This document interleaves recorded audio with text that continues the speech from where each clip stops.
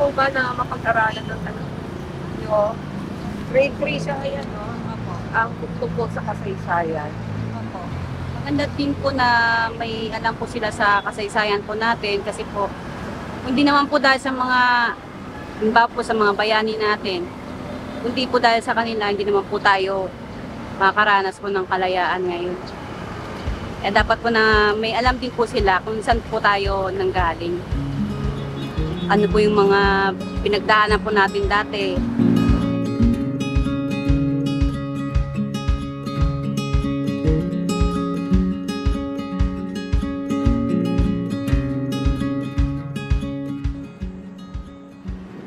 Hi! What do you know about Intramuros?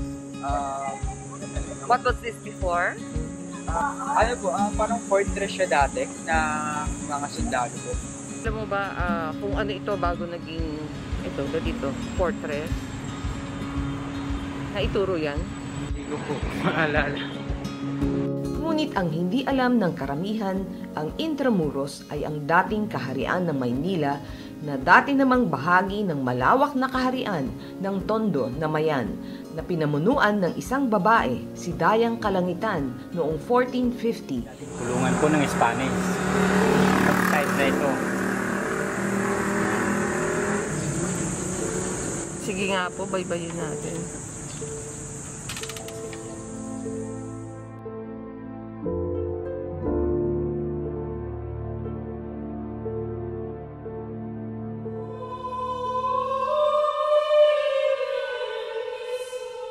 Ang unang obispo ng Iglesia de Manila at naging unang arsobispo ay ang 67 gulang na si Fraile Domingo de Salazar.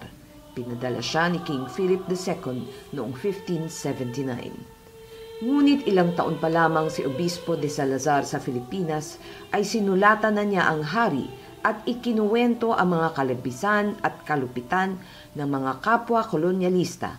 Ito ang bahagi ng kanyang sulat. Nangongolekta sila ng buwis maging sa mga bata, matanda at alipin. Marami ang hindi na nag-aasawa dahil sa buwis. Ang iba ay pinapatay na lang ang kanilang anak.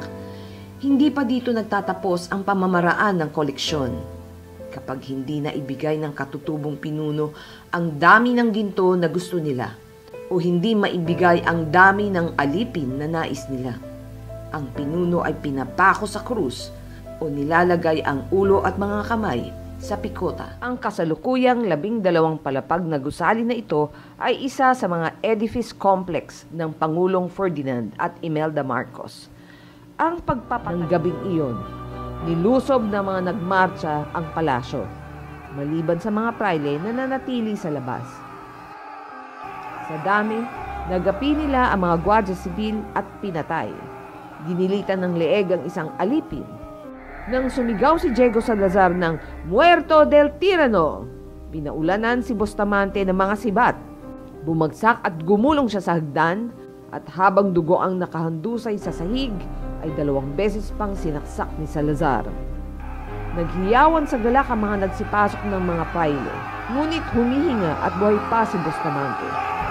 Kung kaya't kinaladkad pa siya patungo sa kalapit lamang na Royal Audiencia at kinulong sa piitan sa ilalim nito. Hindi siya binigyan ng paunang lunas, hinayaang maghingalo. Nang gabing iyon, 17 ng Oktubre 1719, pumanaw si Gobernador General Fernando Bustamante. Sa mga panahong ito, mula 17th at 18th century, nagsimulang umusbong ang Age of Enlightenment or the Great Age of Reason sa Europa.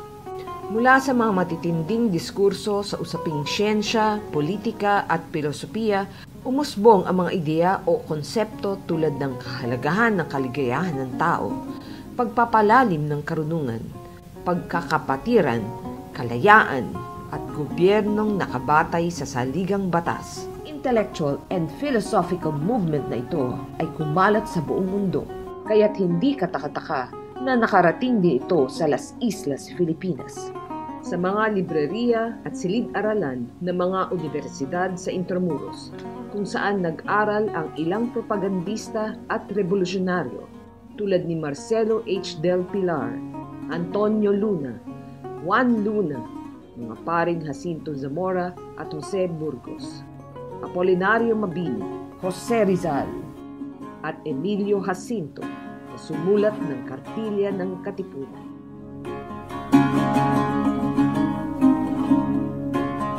Nang nilusob ng mga Guardia Civil ang bodega ng Fresel and Company noong 1897, isa sa mga librong natagpuan at kinumpiska ay ang The Social Contract ni Jean-Jacques Rousseau.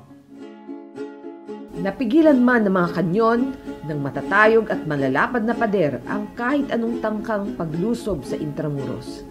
Ngunit hindi nito napigilan ang pagdaloy ng mga ideyang radikal na naging mitsa ng revolusyon.